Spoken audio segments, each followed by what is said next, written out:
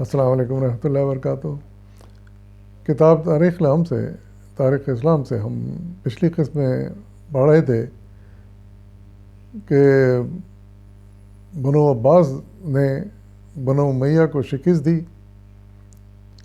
آخری جنگ جو ہوئی ان کے خلیفہ بنو امیہ کے آخری خلیفہ مروان کے ساتھ، ان کو شکست دی، ان کو قتل بھی کر دیا اور حکومت پر قابض ہو گئے۔ تو اس طرح بنو امیہ کے دور کا خاتمہ ہو گیا اور بنو عباس کے دور کی ابتدا ہو گئی۔ تو اس سے پہلے کہ ہم مزید حالات پڑھیں ان کے، یہ ضروری ہے کہ ہم سمجھ لیں کہ بنو عباس تھے کون اور ان کی کون اہم شخصیتیں تھیں جنہوں نے اس انقلاب میں حصہ لیا۔ بنو عباس حضرت محمد صلی اللہ علیہ وسلم کے چچا حضرت عباس بن عبد المطلب کی اولاد میں سے تھے۔ خلافت اسلامیہ کا بنو امیہ کے ہاتھ سے نکل کر بنی عباس کے قبضہ قدرت میں آنا ایک طویل داستان ہے جسے بیان کرنے کی گنجائش نہیں، البتہ ہم اہم واقعات مختصراً درج کرتے ہیں۔ نواسہ رسول صلی اللہ علیہ وسلم حضرت امام حسین رضی اللہ عنہ کی شہادت کے بعد حامیان اہل بیت نے 3 فرقوں میں بٹ گئے تھے۔ حامیان اہل بیت سے مطلب حضرت علی کے فالوورز جو تھے وہ 3 فرقوں میں بٹ گئے تھے۔ پہلا فرقہ شیعہ امامیہ کہلاتا ہے۔ ان لوگوں کا عقیدہ یہ تھا کہ امامت صرف حضرت علی رضی اللہ عنہ کے فاطمی اولاد کا ہی حق ہے، حضرت بی فاطمہ کی جو اولادیں ہیں انہی کا حق ہے، وہ یہ سمجھتے تھے خلافت پر اور امامت پر۔ چنانچہ انہوں نے حضرت علی بن حسین رضی اللہ عنہ کو زین العابدین کا لقب دے کر اپنا امام بنا لیا۔ یعنی حضرت امام حسین صلی اللہ علیہ وسلم رضی اللہ عنہ کے صاحبزادے علی کو انہوں نے، ہم جانتے ہیں کہ حضرت علی کے صاحبزادے حضرت حسین تھے اور پھر حضرت حسین کی بھی ایک صاحبزادے تھے حضرت علی، جیسا کہ عربوں میں یہ روایت چلی آ رہی ہے کہ وہ دادا کا نام پوتے کو دے دیا جاتا ہے۔ اس طرح یہاں بھی علی بن حسین جو تھے یہ ان کے حضرت علی کے پوتے تھے، کو زین العابدین کا لقب دے کر اپنا امام بنا لیا انہوں نے۔ ان کی وفات پر ان کے بڑے بیٹے امام باقر کو جانشین تسلیم کر لیا اور پھر ان کے بعد ان کے بیٹے جعفر صادق کے ہاتھ پر امامت کی بیعت کی۔ یہ امام کبھی خلافت کے دعوے دار نہیں ہوئے، انہوں نے خلفائے بنو امیہ کی بیعت کر لی تھی۔ یہ جو 3 نام لیے گئے تو انہوں نے یہ خلافت کے دعوے دار نہیں ہوئے یہ، اور بنو امیہ کے جو اس وقت کے خلیفہ تھے ان سے بیعت کر لی تھی انہوں نے۔ دوسرا فرقہ زیدیہ کہلاتا ہے۔ ان کے اور شیعہ امامیہ کے عقائد بہت حد تک ملتے جلتے ہیں، فرق صرف اتنا ہے کہ زیدی حضرت علی رضی اللہ عنہ کو حضور صلی اللہ علیہ وسلم کا وصی مانتے ہیں اور اس کا لحاظ سے انہیں امام اول شمار کرتے ہیں۔ امام دوم حضرت حسن رضی اللہ عنہ کو اور امام سوم حضرت حسین رضی اللہ عنہ کو اور امام چہارم حضرت زین العابدین رضی اللہ عنہ کو سمجھتے ہیں، مگر امام باقر کے بارے میں دونوں فرقوں میں اختلاف پیدا ہو گیا۔ شیعہ امامیہ کہتے ہیں کہ بڑا بیٹا ہونے کی حیثیت سے امامت کا حق حضرت باقر کے لیے مخصوص ہے، اور زیدی یہ کہتے ہیں کہ امام زین العابدین کے بعد ہر فاطمی جو علم و فضل کے لحاظ سے دوسروں پر فوقیت رکھتا ہو امام بن سکتا ہے۔ چنانچہ ان لوگوں نے زید بن زین العابدین کو اپنا امام تسلیم کیا اور اس نسبت سے زیدی کہلائے۔ فرقہ امامیہ کے برعکس زیدیوں نے کوفہ میں امام زید کی خلافت کا اعلان کر کے عمومی حکومت کے خلاف علم بغاوت بلند کیا، جس کے نتیجے میں امام موصوف گرفتار ہو کر قتل ہوئے۔ ان کے جانشین امام یحییٰ کا بھی یہی حال ہوا۔ فرقہ امامیہ جو تھا اس کے برعکس زیدی جو تھے، فرقہ امامیہ تو جیسے ہم نے پڑھا کہ وہ انہوں نے ان کے ساتھ بیعت کر لی تھی بنو امیہ کے خلیفاؤں کے ساتھ، لیکن زیدی جو تھے یہ امام زید کے خلاف خلافت کا اعلان کیا انہوں نے اور عمومی حکومت کے خلاف علم بغاوت بلند کیا، اور جس کے نتیجے میں ان کو قتل کر دیا گیا۔ پھر ان کے جانشین جو تھے امام یحییٰ ان کو بھی قتل کر دیا گیا۔ تیسرا فرقہ کیسانیہ کہلاتا ہے۔ یعنی اس گروہ کی بنیاد رکھنے والا اعلیٰ مختار ثقفی تھا. پچھلے باب میں مختار ثقفی کا بھی حال پڑھ چکے ہیں، جس کا مفصل حال ہم پچھلے قسطوں میں بیان ہو چکا ہے. مختار ایک عیار اور جاہ پرست نوجوان تھا، یعنی چالاک بھی تھا اور اس کو حکومت کی ہوس بھی تھی. اس نے جب دیکھا کہ شام میں مروان اور حجاز میں عبداللہ بن زبیر کے خلافت ہونے کے باعث ملت اسلامیہ میں انتشار پھیلا ہوا ہے، تو وہ بھی عراق میں اپنے اقتدار کے لیے ہاتھ پاؤں مارنے لگا. اہل عراق کی حمایت حاصل کرنے کے لیے ضروری تھا کہ اہل بیت کی طرفداری کا دم بھرا جائے. سمجھے نا؟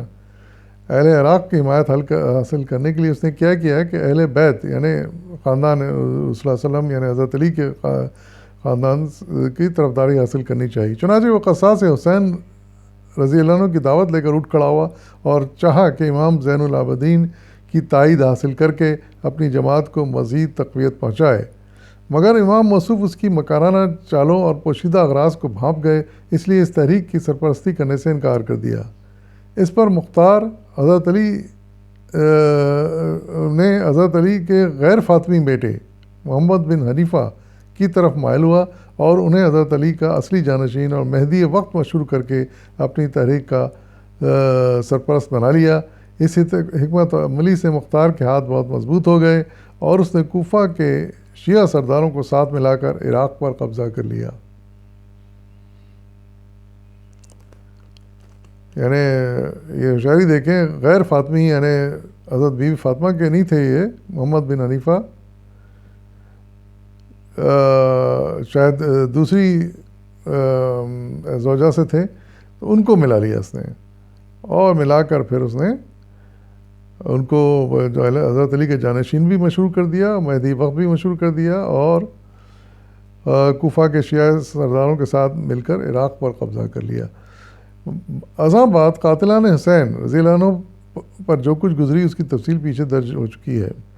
حضرت عبداللہ بن زبیر کے مختار کی فاسدانہ چالوں اور محمد بن حنیفہ کے ساتھ ساز باز کا حال معلوم ہوا تو انہوں نے محمد بن حنیفہ اور ان کے دیگر رفقا کو جو مدینے میں موجود تھے قید کر لیا، مگر مختار نے ایک مختصر سی فوج بھیج کر ان سب کو رہا کرا لیا. کہتے ہیں اس سال حج کے موقع پر مکہ معظمہ میں 4 مختلف جھنڈے اکٹھے ہوئے، ایک بنی امیہ کا، دوسرا حضرت عبداللہ بن زبیر کا، تیسرا خارجیوں کا اور چوتھا محمد بن حنیفہ کا.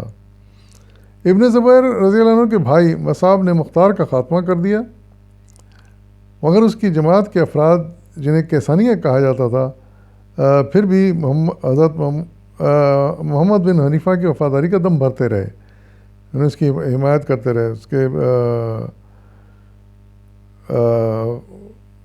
اور یہاں تک کہ جب ابن حنیفہ نے عموی خلیفہ عبد الملک کی اعلانیہ بیعت کر لی تب بھی یہ لوگ انہی کو خلافت اور امامت کا جائز حقدار سمجھتے رہے. ان کی وفات پر کیسانیہ نے ان کے بیٹے ابو ہاشم کی بیعت کر لی. امام ابو ہاشم اولاد نرینہ سے محروم تھے، اس لیے انہوں نے اپنے حقوق حضرت عباس رضی اللہ عنہ کے پوتے علی بن عبداللہ کو سونپ دیے. چنانچہ ان کی جانشینی سے بنو عباس کی امامت کا آغاز ہو گیا.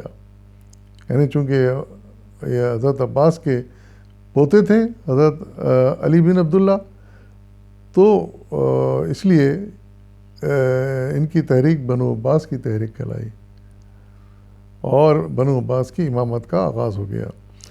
علی بن عبداللہ کے بیٹے محمد بن علی بڑے مدبر اور دور اندیش انسان تھے. انہوں نے اپنے دائیوں اور نقیبوں کی ایک باقاعدہ جماعت بنائی جس نے بنو امیہ کے خلاف پروپیگنڈا کر کے خفیہ اہل بیت کی خلافت کی بیعت لینی شروع کی، مگر کسی خاص امام کا نام نہ لیا تاکہ شیعان علی ان کے ساتھ شریک رہیں.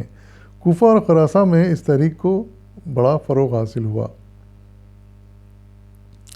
شروع میں بیعت اور تبلیغ کا سلسلہ محض زبانی تھا اور دائی سوداگروں کے بیس میں مخفی طور پر اس کام کا سر انجام دیتے رہے، مگر اسی اثناء میں 2 اسباب ایسے پیدا ہو گئے جن کے باعث اس تحریک کو بڑی تقویت ہوئی اور دائیوں نے اعلانیہ طور پر بنو امیہ کی مخالفت اور اہل بیت کی حمایت شروع کر دی۔ پہلا سبب یہ تھا کہ ولید ثانی کے عہد میں رعایا پر طرح طرح کے مظالم توڑے گئے تھے، جس سے عوام میں بنو امیہ کے خلاف نفرت و حقارت کا بے پناہ جذبہ پھیل گیا تھا، اور لوگ دھڑا دھڑ حامیان اہل بیت کے زمرے میں شامل ہونے لگے۔ مزید برآں اس عہد میں عمومی خلفاء باہمی خانہ جنگی میں مبتلا ہو گئے، جس کے باعث ان کی فوجی طاقت کو بڑا صدمہ پہنچا اور داعیوں نے کھلم کھلا اپنے عقائد کی تبلیغ کرنے کا ان کو موقع مل گیا۔ دوسرا سبب یہ ہوا کہ انہی دنوں ابو مسلم خراسانی منظر عام پر آیا، جس نے اپنی خودداد قابلیت سے کام لے کر تمام ایران و خراسان کو بنی امیہ کی عربی حکومت کے خلاف اکسایا۔ شام کی حکومت تھی اس لیے عربی حکومت کہلائی وہ، اور ایک مختصر سی مدت میں بہت بڑی جمعیت فراہم کر لی، جس نے بالآخر امویوں کا تختہ الٹ دیا۔ یعنی ایک تو آپس کے اختلافات تھے بنو امیہ کے دور میں حکمرانوں کے، اور دوسرا سبب یہ ابو مسلم خراسانی جو خراسان سے اٹھا تھا اور جس نے بنو عباس کی تحریک کو بڑا مضبوط کیا اور اپنی سیاست سے ان کا امویوں کا تختہ الٹا، مروان کو جب پر چکے قتل کر دیا اور بنو عباس کی حکومت کی ابتدا کر دی۔ مزید احوال انشاءاللہ ہم اگلی قسط میں پڑھیں گے۔ فی الوقت اجازت دیجیے، فی امان اللہ۔